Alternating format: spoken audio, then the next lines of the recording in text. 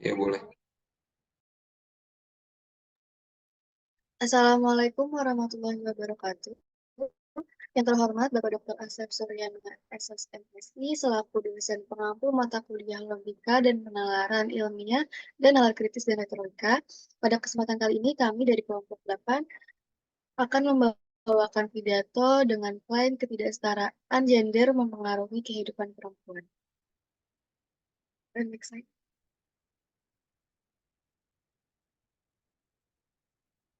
Izinkan saya untuk memperkenalkan anggota kelompok 8 terlebih dahulu. Yang pertama ada Aldio Deri, kemudian Hana Aulia, saya sendiri, kemudian ada Putri Herdian, dan terakhir ada Rosiana Theodora.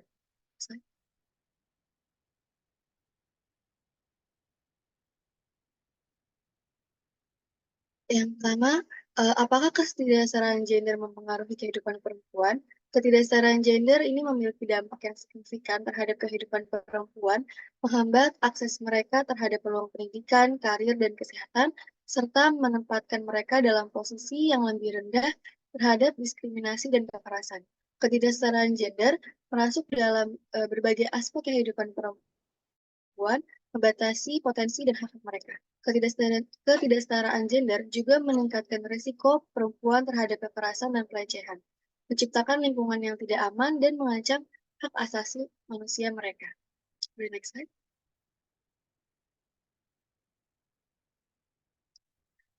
Baik, untuk reason yang pertama, yaitu dominasi laki-laki terhadap perempuan, akan dibawakan oleh Rosi. Kepada Rosi, dipersilakan. Terima kasih moderator atas kesempatannya. Saya akan memaparkan tentang reason pertama yaitu dominasi laki-laki terhadap perempuan. Dominasi laki-laki terhadap perempuan adalah fenomena sosial yang telah mengakar dalam sejarah manusia. Di banyak masyarakat, perempuan seringkali menghadapi ketidaksetaraan dalam berbagai aspek kehidupan, seperti akses pendidikan, peluang pekerjaan, dan partisipasi dalam pengambilan keputusan. Fenomena ini mencerminkan struktur patriarki yang masih kuat, di mana laki-laki diangkat lebih superior dan memiliki kontrol yang lebih besar dalam berbagai konteks. Ketidaksetaraan gender ini dapat mengakibatkan dampak negatif seperti diskriminasi, pelecehan, dan kekerasan terhadap perempuan. Pentingnya perubahan mindset dan upaya bersama untuk mengatasi dominasi laki-laki terhadap perempuan menjadi kunci untuk menciptakan masyarakat yang lebih adil dan inklusif bagi semua individu tanpa memandang jenis kelamin. Boleh next slide?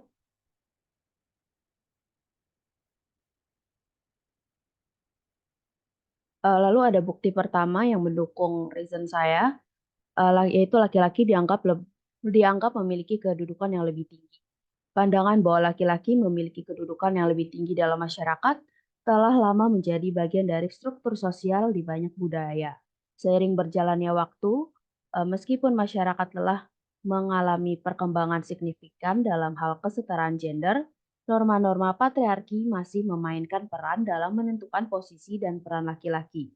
Beberapa faktor yang mendukung pandangan ini mencakup sejarah yang kaya dengan peran laki-laki sebagai pemimpin dan penentu kebijakan, serta adanya stereotip gender yang mendorong persepsi bahwa laki-laki lebih cenderung untuk memiliki kepemimpinan yang kuat.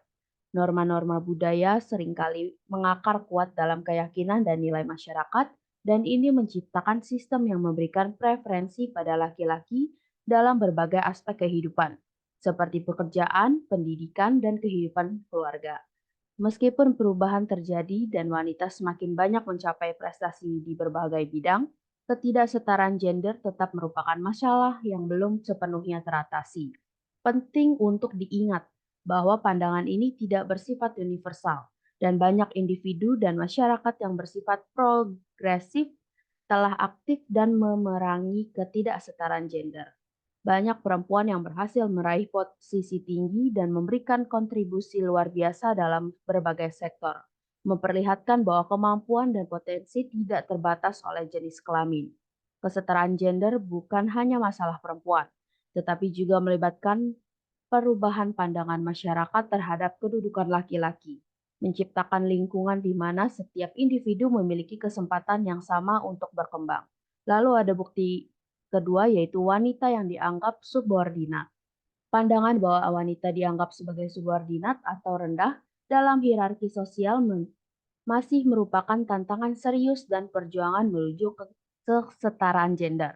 Dalam berbagai masyarakat, norma patriarki telah membangun paradigma di mana perempuan dianggap memiliki peran dan status yang lebih rendah dibandingkan dengan laki-laki. Sejarah panjang ini memunculkan struktur sosial yang membatasi akses perempuan terhadap peluang pendidikan, pekerjaan, dan bahkan pengambilan keputusan dalam kehidupan sehari-hari.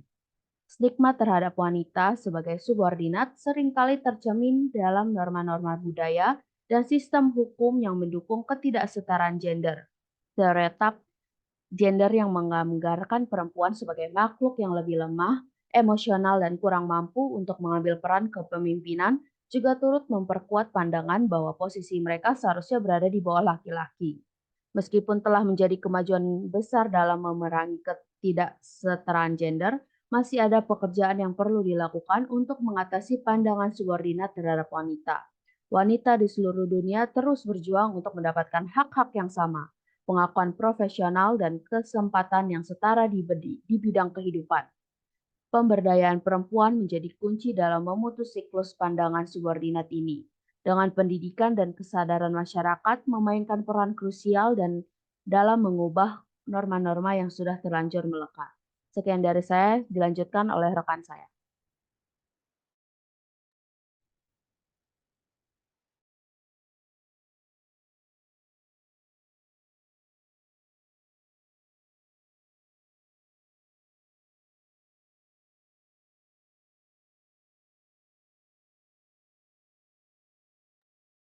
Oke, untuk reason selanjutnya yaitu kentalnya budaya patriarki yang menyebabkan terjadi kekerasan gender terhadap perempuan. Kentalnya budaya patriarki di Indonesia menciptakan lingkungan di mana perempuan rentan mengalami kekerasan gender karena adanya dominasi dan kontrol yang dipegang oleh pria dalam berbagai aspek kehidupan sosial, ekonomi, dan politik sehingga terjadi ketidaksetaraan gender dan sangat mempengaruhi kehidupan perempuan. Next.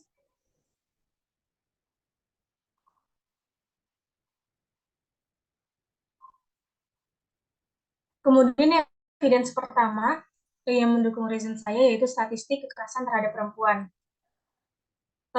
Penting untuk mencermati bahwa tingkat kekerasan terhadap perempuan yang lebih tinggi dalam masyarakat yang masih dipengaruhi oleh budaya patriarki tidak hanya tercermin dalam kasus-kasus ekstrem seperti pelecehan seksual dan kekerasan dalam rumah tangga.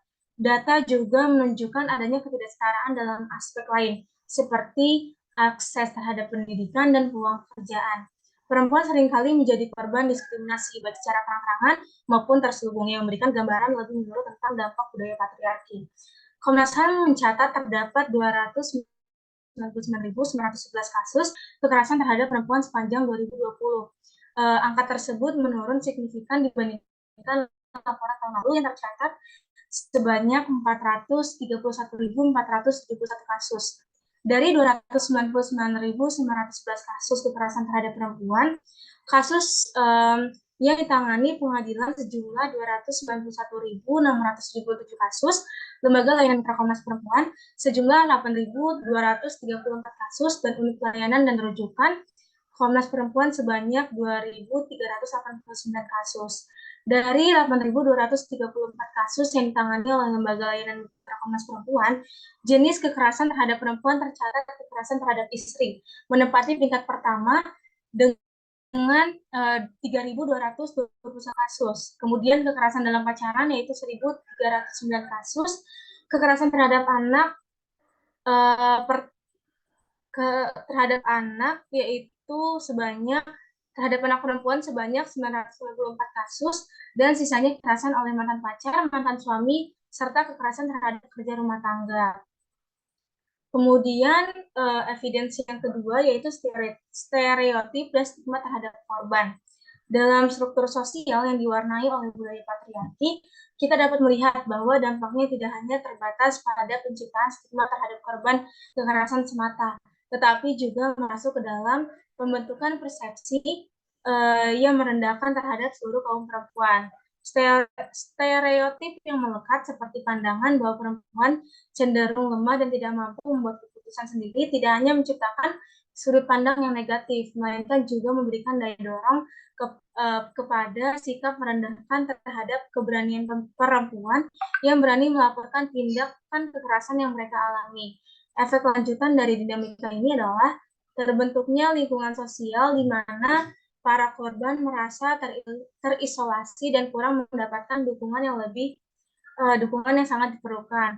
Hal ini pada gilirannya menghambat kemajuan upaya pencegahan dan penanganan kekerasan terhadap perempuan. Karena ketidakamanan dan ketidakpercayaan yang ditanamkan dalam budaya tersebut, oleh karena itu untuk mengatasi masalah ini perlu adanya langkah-langkah konkret untuk merombak budaya patriarki, memerangi stereotip yang merugikan, dan menciptakan lingkungan yang mendukung bagi para korban agar mereka dapat dengan lebih percaya diri melaporkan kekerasan dan menerima dukungan yang layak. Next. Kemudian evidensi yang ketiga yaitu keterbatasan hukum dan sistem hukum yang lemah. Dalam melihat keterbatasan hukum terkait kekerasan terhadap perempuan, perlu disadari bahwa beberapa undang-undang yang seharusnya menjadi payung perlindungan bagi perempuan mungkin mengalami keterbatasan dalam cakupannya. Beberapa undang-undang tersebut mungkin tidak sepenuhnya mencakup bentuk kekerasan tertentu atau bahkan gagal mempertimbangkan perbedaan sosial dan budaya yang dapat mempengaruhi pengalaman perempuan. Fenomena ini menciptakan celah hukum yang dapat disalahgunakan oleh para pelaku kekerasan. Karena sistem hukum yang tidak responsif terhadap kebutuhan dan tantangan kasus yang dihadapi oleh perempuan. Sebagai contoh konkret, dalam beberapa yurisdiksi terdapat pasal-pasal hukum yang mungkin belum memadai dan dalam mengatasi bentuk kekerasan spesifik seperti kekerasan psikologis atau kekerasan dalam konteks hubungan yang tidak resmi. Selain itu, tidak jarang juga undang-undang kurang mempertimbangkan aspek-aspek sosial dan budaya yang dapat mempengaruhi perlindungan terhadap perempuan, seperti norma-norma patriarki yang masih kuat dalam masyarakat. Mengingat kerentanan tersebut, reformasi hukum yang lebih mendalam dan lebih sensitif terhadap konteks gender menjadi krusial. Hal ini tidak hanya mencakup revisi pasal-pasal yang lebih inklusif dan komprehensif untuk mencakup bentuk kekerasan yang beragam, tetapi juga melibatkan perhatian khusus terhadap perbedaan sosial dan budaya yang dapat mempengaruhi pengalaman perempuan. Upaya ini penting untuk mengatasi keterbatasan dalam berantas kekerasan terhadap perempuan dan memastikan bahwa hukum benar-benar berfungsi sebagai alat yang efektif dalam perlindungan hak perempuan. Sekian dari saya. Selanjutnya akan dilanjutkan oleh rekan saya.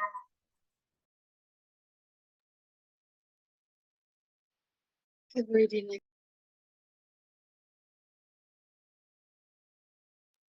baik, yang berikutnya, reason yang ketiga yaitu ketidaksetaraan gender yang dapat mempengaruhi pekerjaan dan penghasilan pada perempuan.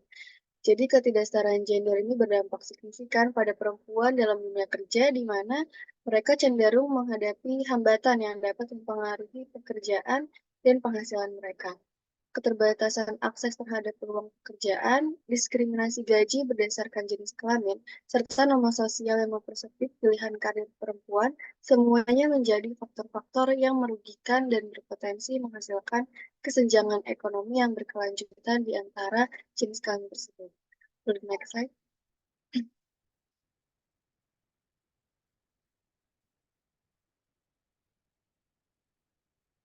Baik, dari reason saya terdapat evidence. Yang pertama itu perempuan cenderung menerima gaji yang lebih rendah dibandingkan dengan pria.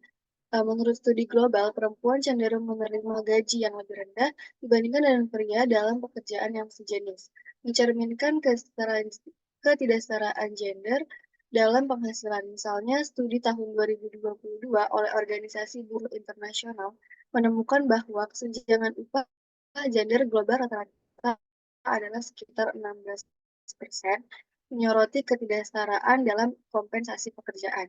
Di berbagai negara, perempuan sering mengalami kesenjangan dalam akses pendidikan dan pekerjaan. World Economic Forum melaporkan bahwa kesenjangan upah antara jenis kelamin masih menjadi masalah global, dengan perempuan yang mendapatkan rata-rata 16% lebih sedikit pendapatan dibandingkan dengan pria. Analisis atas perbedaan upah antara pria dan wanita dapat menyoroti ketidaksetaraan ekonomi yang merugikan perempuan, menciptakan lingkungan di mana perempuan sulit untuk meraih independensi finansial. Selain kesenjangan upah yang mencerminkan ketidaksetaraan gender, perlu diakui bahwa dampaknya lebih dalam. Kesenjangan ini tidak hanya mempengaruhi penghasilan perempuan, tetapi juga berkontribusi pada ketidaksetaraan ekonomi secara keseluruhan. Ketidaksetaraan dalam penghasilan dalam menciptakan lingkungan di mana perempuan memiliki akses terbatas terhadap sumber daya dan peluang ekonomi, memperkuat siklus kemiskinan generasi ke generasi. Adapun implikasi sosial ketidaksetaraan gender dalam penghasilan juga dapat merugikan kesejahteraan psikologis perempuan. Perasaan kurang dihargai dan kurangnya pengakuan atas kontribusi mereka dalam dunia kerja dapat menyebabkan penurunan motivasi dan percaya diri. Oleh karena itu, ketidaksetaraan gender dalam penghasilan bukan hanya masalah ekonomi semata, tetapi juga berkaitan erat dengan aspek psikologis dan sosial dalam kehidupan perempuan. Perjuangan perempuan untuk mendapatkan penghasilan yang setara dengan rekan laki-lakinya tidak hanya tercermin dalam kesenjangan upah global, tetapi juga melibatkan berbagai hambatan sosial dan struktural. Faktor-faktor seperti stereotip gender, diskriminasi di tempat kerja, dan kurangnya akses perempuan ke peluang karir yang setara semakin memperparah ketidaksetaraan dalam penghasilan. Oleh karena itu, untuk mencapai kesetaraan gender yang sejati, perlu adanya perubahan dalam budaya organisasi dan kebijakan yang mendukung pemberdayaan perempuan dalam berbagai aspek kehidupan, termasuk bidang pekerjaan. Ini bukan hanya isu ekonomi semata, tetapi juga merupakan panggilan untuk menciptakan lingkungan yang mendukung pertumbuhan dan pengembangan tanpa memandang jenis kelamin, sehingga setiap individu memiliki peluang yang setara untuk meraih kesuksesan dalam karir mereka. Dalam upaya mencapai kesetaraan gender dalam penghasilan, perlu ditekankan bahwa pendidikan juga memainkan peran krusial. Pendidikan yang mempromosikan kesetaraan gender dapat membantu mengatasi stereotip dan norma-norma sosial yang dapat menghambat perempuan dalam mencapai penghasilan yang setara dengan pria. Selain itu, perlu dilakukan investasi lebih lanjut dalam program pelatihan dan pengembangan keterampilan untuk perempuan sehingga mereka dapat bersaing secara efektif di pasar kerja yang semakin kompleks. Penting untuk diakui bahwa ketidaksetaraan gender dalam penghasilan tidak hanya terjadi dalam sektor formal, melainkan juga di sektor informal. Banyak perempuan terlibat dalam pekerjaan informal yang seringkali tidak diakui atau dihargai sepenuhnya. Oleh karena itu, perlu ada upaya untuk memberikan pengakuan dan perlindungan hukum terhadap pekerjaan informal yang dilakukan oleh perempuan, serta memastikan bahwa mereka memiliki akses yang setara terhadap sumber daya dan perlindungan yang diperlukan. Dalam konteks ini, perusahaan dan organisasi itu juga memiliki peran yang besar untuk mendorong kebijakan inklusif yang menghormati keberagaman gender, memberikan peluang pengembangan karir yang setara, dan memberlakukan praktik-praktik yang mendukung keseimbangan kehidupan kerja pribadi adalah langkah-langkah penting dalam mengatasi ketidaksetaraan gender dalam penghasilan tersebut. Terakhir, perlu ditekankan bahwa kesetaraan gender bukan hanya tanggung jawab perempuan, melainkan merupakan tanggung jawab bersama seluruh masyarakat. Semua pihak, baik pemerintah, organisasi, maupun individu, harus bersatu dalam menciptakan lingkungan yang mendukung perempuan dalam mencapai potensi penuh mereka. Kemudian, yang evidence kedua, ada perempuan lebih banyak mengalami kesulitan untuk mendapatkan promosi ke posisi manajerial. Data statistik menunjukkan bahwa perempuan masih secara signifikan lebih banyak yang mengalami kesulitan mendapatkan promosi ke posisi manajerial, menciptakan kesenjangan karir dari penghasilan yang mempengaruhi kehidupan ekonomi perempuan secara keseluruhan. Meskipun perkembangan telah terjadi dalam beberapa dekade terakhir, tren ini menimbulkan ketidaksetaraan yang merugikan perempuan di ranah karir. Penelitian terbaru pada tahun 2022 oleh Institut Riset Ekonomi Dunia mengidentifikasi bahwa perempuan hanya menduduki sekitar 29% posisi manajerial global, menegaskan disparitas dalam tangga karir yang berpengaruh langsung pada penghasilan mereka. Kesetaraan gender bukan hanya masalah moral, tapi juga merupakan investasi dalam kemajuan sosial dan ekonomi secara keseluruhan.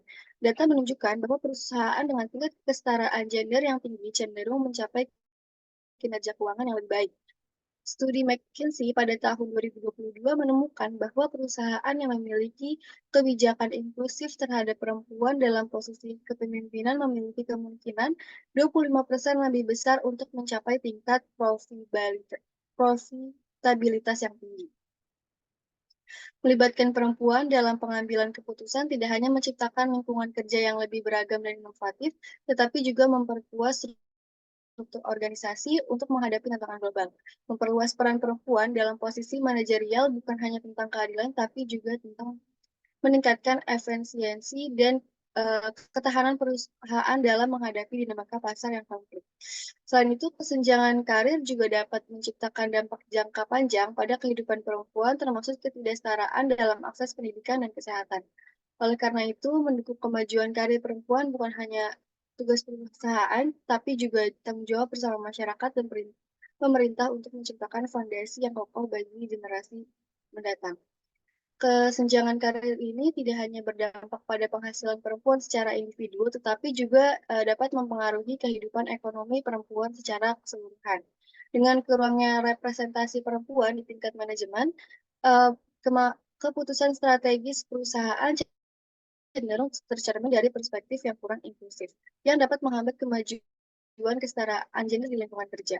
Hal ini menggarisbawahi pentingnya merumuskan kebijakan yang mendukung promosi berdasarkan kinerja dan kompetensi, bukan gender.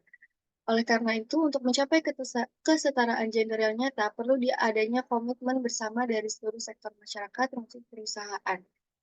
Dengan mengatasi hambatan-hambatan karir ini, kita dapat memastikan bahwa perempuan memiliki peluang yang sama untuk menempati puncak karir mereka, yang pada gilirannya akan memberikan dampak positif terhadap kehidupan ekonomi perempuan secara menyeluruh. Sekian dari saya, selanjutnya akan dilanjutkan oleh rekan kami kepada Aldio. Baik, selanjutnya yaitu ada reason yang keempat, yaitu pendidikan di beberapa wilayah akses pendidikan perempuan lebih rendah dibandingkan laki-laki. Jadi pendidikan di beberapa wilayah itu mengalami ketimpangan akses antara perempuan dan laki-laki, terutama itu di Indonesia. Nah, di Indonesia itu terdapat perbedaan yang signifikan antara akses pendidikan perempuan di pedesaan dan juga perkotaan. Lalu menurut survei sosial ekonomi nasional atau Susenas BPS 2022, biaya anggapan mendiskreditkan pentingnya pendidikan bagi perempuan, dan juga angka pernikahan dini menjadi faktor utama yang membuat ketimpangan akses pendidikan. Lalu ada beasiswa eksklusif, infrastruktur, dan perubahan sistem pendidikan di pedesaan juga menjadi solusi yang diusulkan untuk meningkatkan akses pendidikan perempuan.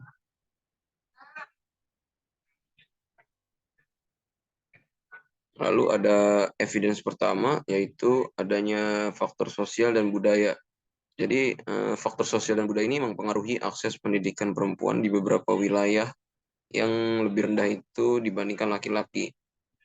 Beberapa faktor sosial dan budaya yang mempengaruhi akses pendidikan perempuan antara lain peran tradisional yang mengharuskan perempuan untuk mengurus rumah tangga dan anak, sehingga membuat pendidikan itu diutamakan untuk laki-laki.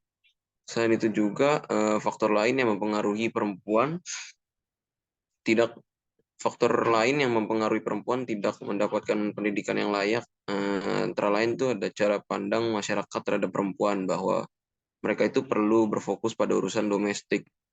Lalu kurangnya kesadaran masyarakat terhadap betapa pentingnya pendidikan untuk anak, dan kurangnya pengawasan dari orang tua terhadap keselamatan anak perempuan. Lalu juga ada faktor ekonomi masyarakat yang lemah dan juga kurangnya fasilitas pendidikan yang cukup memadai untuk masyarakatnya. Lalu ada evidence yang kedua, yaitu adanya keterbatasan keuangan. Faktor ekonomi juga dapat mempengaruhi akses pendidikan perempuan di beberapa wilayah. Terdapat juga beberapa faktor ekonomi yang mempengaruhi akses pendidikan perempuan, yaitu adanya keterbatasan sumber daya keluarga. Keterbatasan keluarga dengan sumber daya yang terbatas itu mungkin cenderung diprioritaskan untuk anak laki-lakinya ketimbang anak perempuan ketika sumber dayanya itu terbatas. Lalu ada kurangnya akses ke pendidikan dan pelatihan keuangan. Nah, perempuan di desa itu seringkali memiliki akses yang terbatas ke pendidikan dan pelatihan keuangannya yang dapat berpengaruh kepada kemampuan untuk mengelola sumber daya keuangan secara mandiri. Lalu yang terakhir ada kemampuan ekonomi secara individu. Nah, dari kemampuan ekonomi individu itu juga dapat mempengaruhi akses pendidikan untuk perempuan karena ketidakmampuannya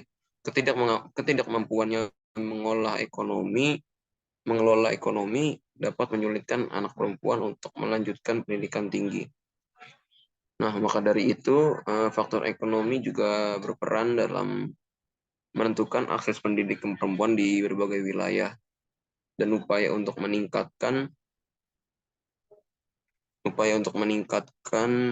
akses pendidikan perempuan perlu memperhatikan faktor ekonomi. Selanjutnya ada jarak dan keamanan. Jarak dan keamanan juga dapat mempengaruhi akses pendidikan perempuan di beberapa wilayah. Beberapa faktor keamanan yang mempengaruhi itu ada faktor geografis dan lingkungan. Jarak dan keamanan sekitar area sekolah serta tingkat kejahatan di lingkungannya menjadi kepentingan untuk memastikan bahwa lingkungan sekolah aman dan bebas dari ancaman. Serta juga memperhatikan faktor-faktor geografis dan lingkungan lainnya yang dapat mempengaruhi keamanan perempuan saat mengakses pendidikan. Lalu ada fasilitas publik. Ya, fasilitas publik itu juga perlu yang ramah bagi perempuan, seperti transportasi umum yang aman dan akses ke fasilitas kesehatan dapat mempengaruhi akses pendidikan perempuan tentunya. Lalu ada faktor-faktor ini juga menjadi kendala karena bagi perempuan dalam mengakses pendidikan, terutama itu juga lingkungan sekitar sekolahnya itu tidak aman atau jauh dari fasilitas kesehatan. Nah, faktor-faktor yang tadi disebutkan dapat membuat perempuan lebih rentan terhadap risiko keamanan dan kesulitan dalam mengakses pendidikan. Nah, oleh karena itu juga upaya untuk meningkatkan akses pendidikan perempuan perlu memperhatikan faktor-faktor jarak dan keamanan tersebut. Sekian pidato dari saya kembalikan kepada moderator. Terima kasih. Baik, sekian pidato dari kelompok kami. Mohon maaf apabila ada salah kata atau perbuatan. Kami kelompok 8 izin pamit undur diri. Wassalamualaikum warahmatullahi wabarakatuh. Waalaikumsalam warahmatullahi wabarakatuh.